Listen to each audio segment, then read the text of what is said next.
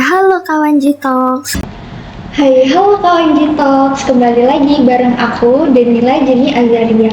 Gimana nih kabar kalian? Kali ini semoga sehat dan sehat selalu. Di episode kali ini ada yang beda nih, karena aku ditemenin bareng nih. Mungkin Mei bisa perkenalan terlebih dahulu? Halo semuanya, kenalin nama aku Anggun Mediana Putri, aku dari Prodi Manajemen Informasi Kesehatan Angkatan 25. Oke, kali ini kita kedatangan narasumber yang sangat menarik, yaitu alumni dari Politeknik Negeri Jember. Halo Kak, apa kabar? Salam kenal. Mungkin Kakak bisa perkenalkan diri terlebih dahulu. Oke. Sebelumnya, perkenalkan nama saya Rizky Puspanisa Fitri, biasa dipanggil Ici kalau di kampus. Kemudian saya alumni Politeknik di Jember tahun angkatan 2010, lulus tahun 2014. Saat ini saya berprofesi sebagai ASN, nutrisionis ahli pertama di Puskesmas Karangduren. Gitu. Kak, salam kenal ya Kak. Makasih sudah menyempatkan hadir. Kita langsung aja nih Kak masuk ke pertanyaan pertama.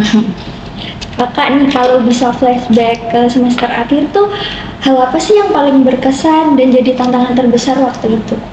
Oke. Boleh sedikit cerita ya? Iya, Mbak. Jadi sebetulnya kalau ditanya tentang tantangan terbesar yang saya alami saat itu adalah mengerjakan dua hal sekaligus yang sama-sama penting di waktu yang sama. Dalam artian pada saat itu ketika saya mau menyelesaikan pendidikan di program studi gizi klinik itu berbarengan dengan tugas dan tanggung jawab saya sebagai ketua HMJ. Untuk saat ini namanya kan HMJ ya, kalau saat itu namanya UKMJ Kesehatan. Nah, kenapa bisa bareng? Karena waktu itu saya terpilih ketika semester 5 atau 6 kalau nggak salah, jadi tahun ketiga. Nah, di periode akhir menjelang selesai pendidikan, saya juga harus menyelesaikan tugas dan tanggung jawab saya di organisasi. Jadi itu sih yang bikin benar-benar merasa harus struggle ya, gimana caranya harus menyelesaikan kedua-duanya karena sama-sama penting berkaitan dengan tanggung jawab saya sebagai seorang mahasiswa, kemudian tanggung jawab saya juga sebagai seorang pemimpin. Iya, apalagi kan sebagai pemimpin tuh harus mengkoordinasi anggota yang banyak ya. Iya, betul. Penting pesan. Tuh dulu kakak ngerjain skripsi, pernah nggak sih kakak ngalamin kayak stuck, males, atau kehilangan motivasi gitu? Oke. Terima kasih. Kalau untuk merasa stuck atau males, lebih ke saat itu ada waktunya saya merasa bingung. Dalam artian di awal mengerjakan skripsi, saya sudah menentukan satu judul dan ternyata judul itu setelah saya ajukan ke dosen pembimbing kurang pas untuk diteruskan. Karena ada beberapa kendala yang mungkin terlalu panjang kalau mau diceritakan ya. Akhirnya saya harus cari lagi nih ide baru. Harus mengambil judul skripsi apa yang bisa saya selesaikan tepat waktu dan tidak memakan waktu terlalu lama. Akhirnya saya memilih untuk mengambil judul skripsi berupa penelitian. Tuh. Oke, langsung aja ini Kak. Pertanyaan yang ketiga itu, kakaknya ada trik atau strategi gak sih buat bantu kakak biar skripsinya tuh lancar terus cepet selesai? Oke, kalau untuk trik atau strategi sendiri lebih ke timeline. Jadi setiap hari diusahakan untuk membuat schedule ya. Waktu-waktu khusus di mana saya harus mengerjakan A, B, C, D secara berurutan. Walau pada akhirnya setelah dijalani mungkin ada waktu-waktu tertentu yang nggak tercapai, ya kan? Nah, akhirnya harus punya opsi kedua. Bagaimana caranya supaya bisa menyelesaikan target yang sebelumnya itu dengan cara yang lain. Terus contohnya mungkin gini, misalkan di suatu hari saya mentargetkan untuk hari ini melakukan bimbingan kepada dosen ya, melakukan bimbingan kepada dosen kan ada dosen A, dosen B. dosen pembimbing agama dan dosen satunya. Nah, kemudian apabila tidak bisa menemui dosen A, berarti saya pindah ke dosen B dengan catatan waktu yang kosong yang awalnya saya rencanakan untuk melakukan bimbingan dengan dosen utama, saya lakukan untuk merevisi bimbingan dari dosen yang satunya lagi. Jadi waktu itu tidak terbuang sia-sia gitu. Tapi kan kakak tadi jadi ketua itu ya HMD. Tuh pernah gak sih kak pas waktunya kakak tuh tabrakan antara janjian sama dosen, terus ada acara di HMD tuh gimana kakak tadi? Oke, itu kembali lagi yang namanya organisasi kita ada kegiatan yang terstruktur dan saya juga tidak menutup kemungkinan bukan cuma saya aja yang banyak kegiatan, tapi juga teman-teman di kepengurusan juga pasti punya waktu-waktu di luar perusahaan organisasi. Jadi diusahakan untuk kegiatan-kegiatan organisasi, jikalau itu masih dalam waktu kegiatan pembelajaran, diusahakan untuk tidak mengganggu. Begitu. Semua koordinasi dilakukan secara online via WA atau BBM ya saat itu ya. Nah, kemudian untuk kegiatan organisasi yang memang harus tatap muka, kita ambil waktu lain di luar waktu pembelajaran. Jadi misalkan itu bisa di sore hari atau di malam hari, sesuai dengan kesepakatan teman-teman gitu. Terus gimana sih cara kakak biar bisa tetap tenang dan bisa survive gitu di semester akhir, biar nggak terlalu stres? Kembali lagi, satu hal yang selalu saya pegang, saya melakukan segala sesuatu itu yang saya utamakan adalah saya selalu berpegang teguh pada keyakinan Allah itu selalu ada. Jadi semua kemudahan yang saya dapatkan itu saya yakini akan dipermudah jika saya selalu mengutamakan Allah ya. Yang pertama itu. Kemudian yang kedua adalah usaha saya untuk semaksimal mungkin membuat schedule kegiatan yang tertata itu. Jadi segala hal yang dilakukan itu diusahakan untuk terencana. Jadi kalaupun ada satu dua hal yang meleset itu tidak terlalu membuat down ya, karena pasti di lain hal saya sudah menyiapkan cara-cara dan solusi lain. Kemudian yang ketiga adalah support. Jadi segala hal yang saya alami keseharian saya selalu saya sampaikan pada orang-orang yang terdekat. Jadi lewat orang-orang tersebut juga bisa menambah dukungan ke saya bahwasanya apapun kesulitan saya selama hampir menyelesaikan pendidikan itu akan terasa lebih mudah jika ada dukungan gitu. Tadi kan kakak ngomongin dukungan nih kak. Kira-kira siapa sosok yang paling berperan pas kakak ngerjain skripsi? Yang utama pasti orang tua. Sumber utama energi saya, semangat saya untuk menyelesaikan pendidikan ini pasti orang tua. Karena tanpa beliau berdua juga saya tidak akan sampai di titik yang saat ini. Pun saat itu dalam kondisi harus menyelesaikan tugas di organisasi dan sebagai mahasiswa, kedua orang tua saya sangat suportif untuk memberikan peran yang sangat luar biasa. Kemudian yang kedua adalah teman-teman organisasi. Kenapa teman-teman organisasi? Karena sama-sama berkegiatan di organisasi, teman-teman tuh sadar betul kalau kita nggak boleh terlena gitu. Tugas utama kita mengenyam pendidikan di bangku kuliah itu adalah untuk menyelesaikan gitu. Jangan sampai karena kegiatan di organisasi yang terlalu padat itu juga menjadi salah satu faktor terlambat untuk menyelesaikan tugas di bangku kuliah. Terus pas masa-masa itu tuh ada gak sih kak pengalaman lucu atau yang gak terlupakan? Sempat ada kebingungan saya untuk menentukan judul skripsi ya, untuk menyelesaikan tugas di bangku perkuliahan. Kemudian kalau untuk akhirnya lebih ke ini, proses untuk menyelesaikan skripsi itu kan juga ada yang namanya proses administrasi. Nah, proses administrasi itu juga melibatkan banyak sekali orang yang di situ saya butuh tanda tangan. Nah, itu sih yang bikin nggak bisa terlupakan karena harus lari ke sana kemari untuk bisa juga tanda tangan beliau-beliau itu tadi demi untuk menyelesaikan proses administrasi dan pengesahan skripsi saya. Kalau kakak bisa ulang masa kuliah nih kak, Mm-mm. ada nggak hal yang pengen kakak ubah atau pengen kakak lakuin gitu?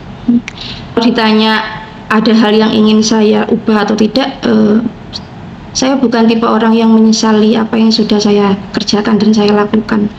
Jadi masa-masa kuliah itu adalah menurut saya masa-masa yang benar-benar paling indah. Kenapa kalau bilang paling indah? Karena saya benar-benar merasa menjadi manusia itu pada saat saya ada di bangku perkuliahan. Kenapa begitu? Karena kuliah itu adalah proses untuk kita belajar hidup. Kenapa? Kuliah adalah masa pertama kali saya keluar dari rumah, ya. Kemudian saya ngekos, saya belajar mandiri, bertahan hidup.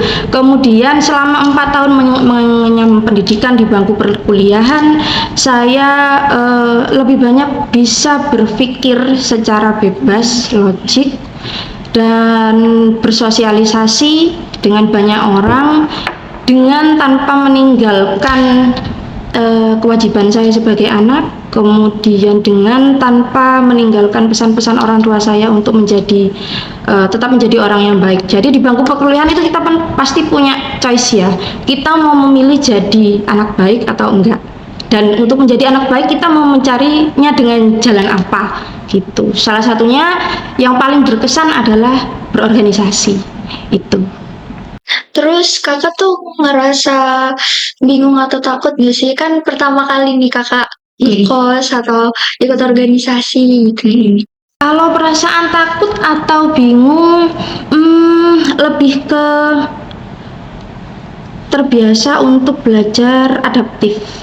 Maksudnya sebisa mungkin cepat untuk menyesuaikan diri dengan lingkungan. Yang pasti yang pertama melakukan pengamatan dulu ya, melihat situasi, kondisi sekitar. Karena kalau awalnya kita kumpulnya sama orang-orang yang homogen, setelah masuk ke bangku perkuliahan kita lebih banyak ketemu dengan orang-orang yang majemuk, bisa dari suku, bahasa, kebiasaan dan lain-lain. Itu adalah salah satu mode pertahanan hidup. Ini udah masuk ke dunia kerja ya kak. Apa sih kak tantangan waktu kakak pertama kali terjun ke dunia kerja? Tantangan pertama kali terjun ke dunia kerja adalah belajar untuk mengenal orang, ya, kemudian berkomunikasi dan menerapkan soft skill yang kita punya. Jadi mungkin kita berpikir selesai kuliah, dapat ijazah, kemudian melamar pekerjaan, kita dapat nilai yang baik, berhenti sampai di situ aja. Tapi nggak seperti itu. Dunia kerja itu tidak seperti itu. Dunia kerja itu menuntut kita untuk bisa beradaptasi dengan hal-hal yang tidak kita dapatkan di dunia perkuliahan. Salah satunya adalah struggle, mampu bekerja di bawah tekanan. Nah, di awal itu pastikan kita kalau melamar pekerjaan akan menyuguhkan kurikulum vitae yang lebih banyak di dalamnya itu pasti terisi kelebihan-kelebihan kita ya. Nah, biasanya salah satunya adalah bisa bekerja dalam tim, bisa bekerja di bawah tekanan dan lain sebagainya. Pada akhirnya ketika itu diaplikasikan kadang banyak yang kaget. Ya kan, banyak yang kaget kan, kok ternyata tidak seperti yang dibayangkan ya, yang pekerjaan yang awalnya kita bayangkan kalau ya penting saya datang, saya mendapat tugas ini, tupoksi saya ini ABCD, saya lakukan, selesai saya pulang, tidak seperti itu. Jadi di dalam dunia kerja itu juga ada soft skill yang sebetulnya perlu kita asah jauh lebih dulu sebelum kita masuk ke dunia kerja. Salah satunya adalah kemampuan untuk berkomunikasi.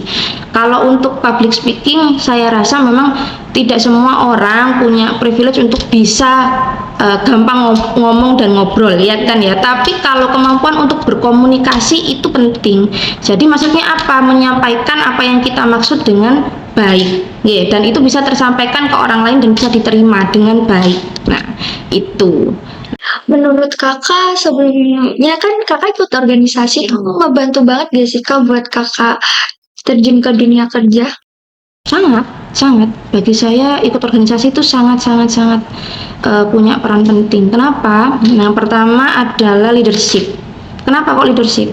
Kepemimpinan. Berarti kalau di organisasi kita biasa untuk memimpin, terus membuat keputusan, terus memiliki kematangan emosional ya jauh sebelum kita masuk ke dunia kerja itu sangat dibutuhkan gitu. Terus yaitu tadi bekerja dalam tim, kita nggak bisa bekerja sendirian, kita akan selalu melibatkan orang lain dalam pekerjaan kita. Jadi kalau misalkan kemampuan itu tidak diasah jauh sebelum kita bekerja, sangat akan disayangkan sekali karena kita tidak bisa benar-benar hidup sendiri di tempat kerja itu enggak seperti itu.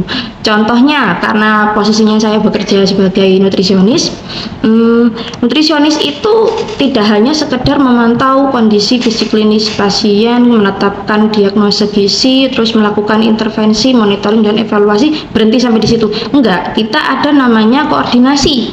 Baik itu dengan DPJP, dokternya, kemudian perawat, kemudian dengan tenaga kesehatan lainnya, analis dan lain sebagainya, itu akan selalu bersamaan, akan selalu berkolaborasi. Jadi kalau misalkan kita tidak belajar untuk ya yang saya sampaikan itu tadi, nanti akan kesulitan ketika bekerja begitu.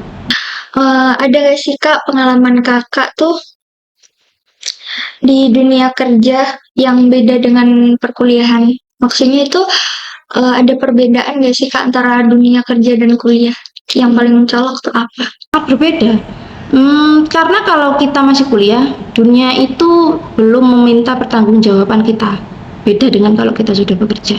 Kita sudah dituntut untuk bertanggung jawab atas apa yang kita kerjakan. Contohnya kenapa ada yang namanya sumpah profesi? Ya, itu tadi. Karena kalau masih kuliah, kita setiap hari yang dilakukan adalah kegiatan belajar mengajar, ya kan? Kegiatan belajar mengajar. Kegiatan pembelajaran. Kegiatan pembelajaran. Tetapi ketika kita sudah bekerja, kita sudah memiliki tanggung jawab atas orang lain. Nah, menentukan diagnosa gizi, terusan mengintervensi, menetapkan diet yang harus diterima pasien, itu salah satu bentuk tanggung jawab. Dan itu beda sekali dengan waktu kuliah. Kalau waktu kuliah kan kita hanya dikasih case saja kan, kasus-kasus pasien A bla bla bla bla, kita menentukan, menghitung kalori bla bla bla, selesai sampai di situ, tapi tidak diterapkan, ya kan? Tidak diaplikasikan ke pasien. Beda dengan ketika kita sudah bekerja.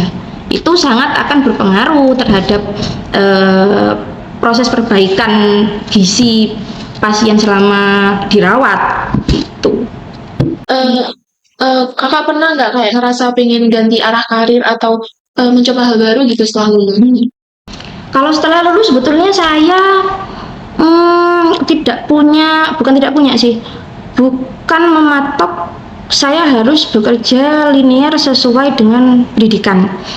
Karena tujuan saya kuliah itu semata-mata sebetulnya bukan fokus untuk memperoleh pekerjaan sesuai dengan basic pendidikan saya. Lebih ke saya ambil ilmunya, kemudian apa yang bisa saya terapkan di masyarakat, dan itu mendapatkan peluang untuk mendapatkan pendapatan ya. Jadi di awal makanya saya lebih banyak mencoba segala peluang, lebih ke itu. Awal saya lulus kuliah kan tidak langsung menjadi ahli gizi, tidak langsung menjadi ASN juga. Jadi di awal saya bekerja sebagai enumerator karena saat itu peluang dari sekian peluang yang bisa saya tembus adalah menjadi enumerator. Jadi saya coba peluang itu dan ternyata menjadi enumerator itu juga menyenangkan karena saya suka jalan-jalan, saya suka kemana-mana, motoran sendiri. Saya bisa mendapatkan privilege itu dari pekerjaan itu. Saya bisa keliling kabupaten, naik motor sekaligus bekerja, dapat uang, saya ketemu dengan masyarakat banyak. Saya belajar dari macam-macam orang, dari segi suku, bahasa, dan lain-lain seperti itu. Baru setelah 1 tahun saya jalani, perspektif berpikir saya mungkin saat itu berubah lagi ya.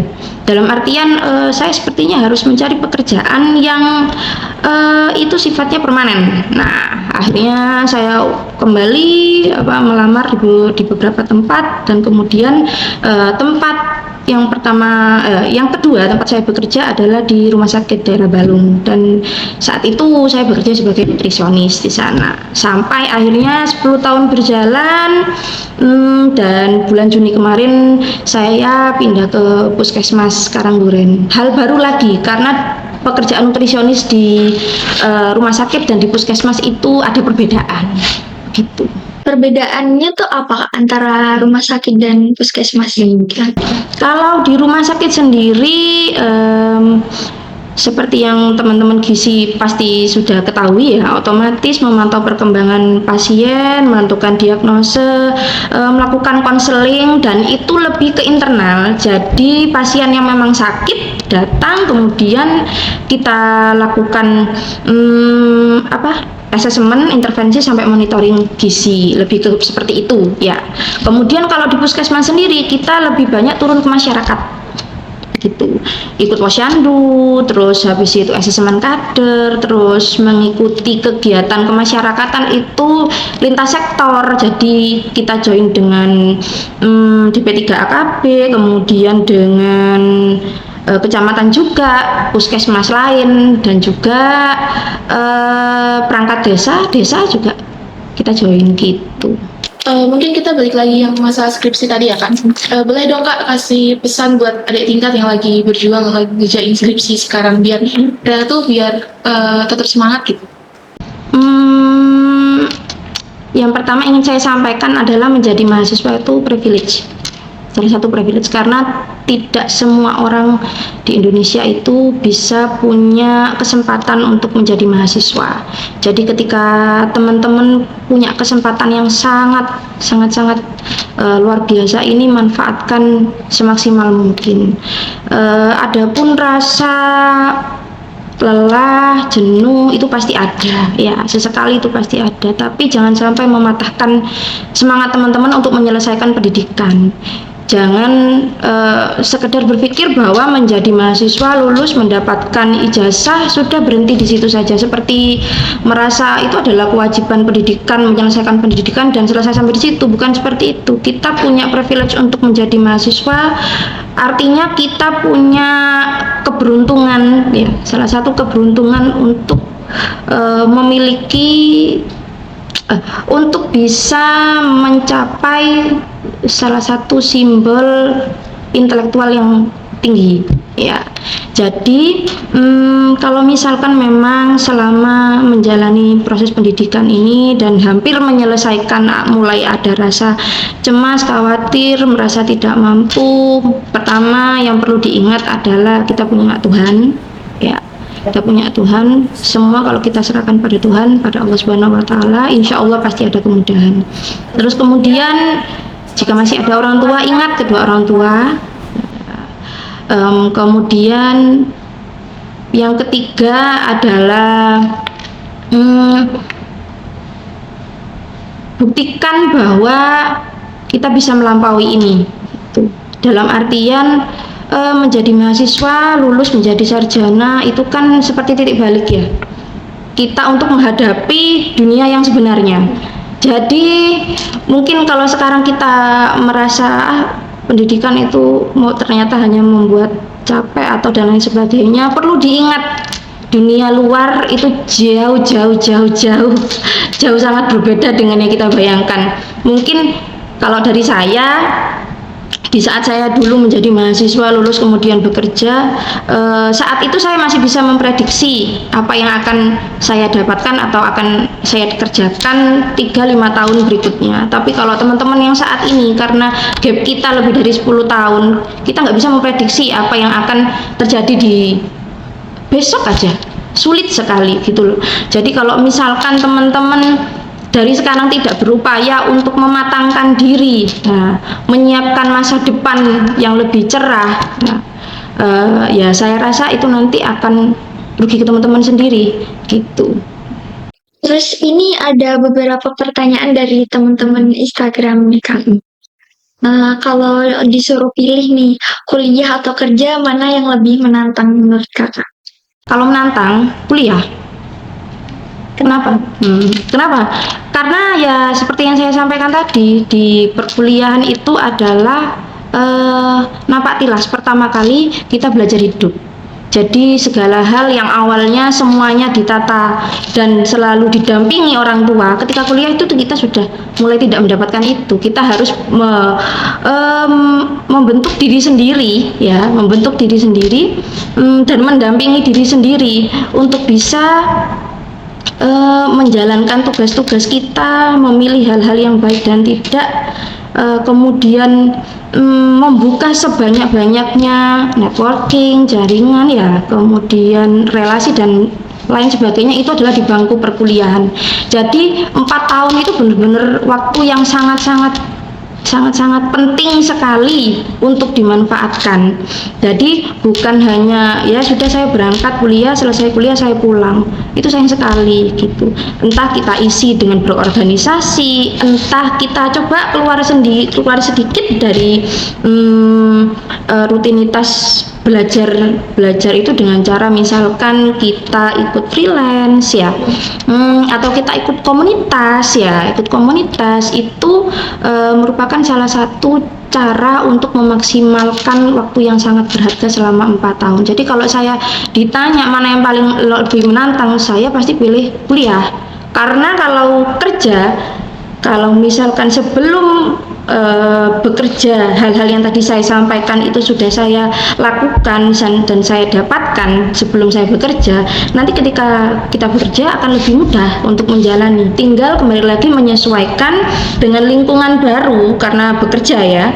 Kan kita juga tidak bisa memprediksi kita akan bekerja di mana, di instansi kah, di instansi Fasiankes kah, atau kita mungkin malah keluar dari basic pendidikan. Nah, kalau kita sudah mengantongi hal-hal yang tadi leadership, kemudian adaptif, kreatif, terus kemampuan untuk berkomunikasi, saya rasa ketika masuk ke dunia kerja itu akan lebih mudah gitu.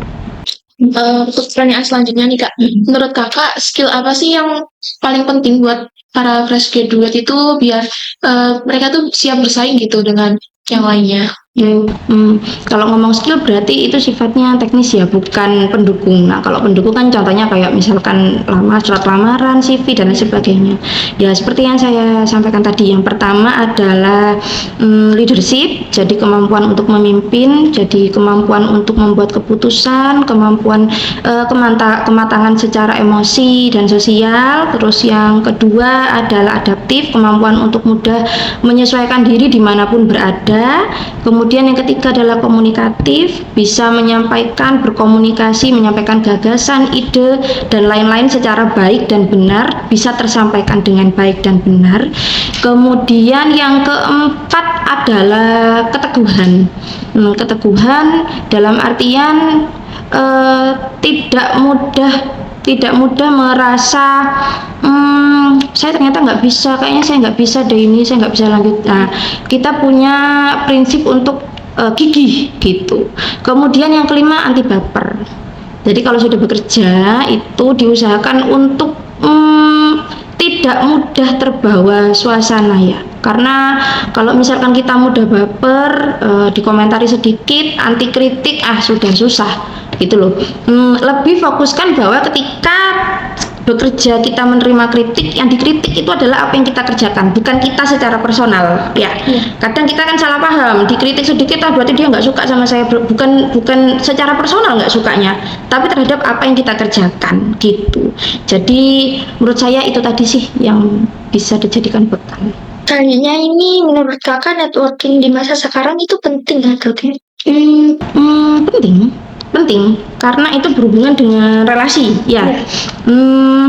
Ya itu tadi seperti yang saya sampaikan, kalau kita mau bekerja setelah lulus kuliah, kita niatkan dulu, fokuskan dulu, pikirkan dulu pada tujuan kita setelah kuliah itu apa. Kita mau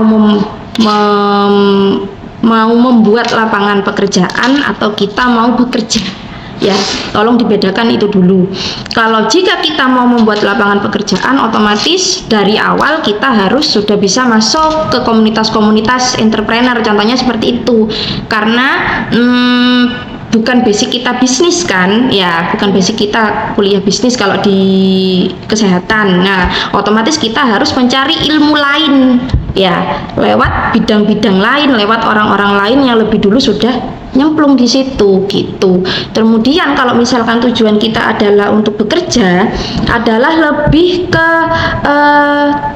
tantangan-tantangan di tempat pekerjaan itu yang kita tuju apa saja, tanyakan ke orang yang lebih dulu terjun di situ. Kalau misalkan dia kerjanya adalah di instansi pendidikan, misalkan dosen atau apa, tanyakan apa saja sistemnya yang harus saya bangun sedini mungkin selain melanjutkan kuliah ke S2, selain itu apa lagi. Kemudian kalau kita kerjanya di Vaskes, nah pekerjaan di Vaskes itu baik itu di rumah sakit, klinik maupun puskesmas itu pasti ada perbedaan. Nah, tanyakan juga apa yang membedakan ketiga tempat ini, kemudian passion saya cenderung kemana gitu. Terus setelah itu apa lagi ya? Lebih banyak ikut, sekarang kan sudah banyak seminar, webinar, workshop ya tentang dunia kerja. Nah, ikuti juga itu penting gitu. Karena itu tadi seperti yang saya sampaikan, kita besok lusa sudah nggak tahu yang terjadi di dunia itu apa gitu.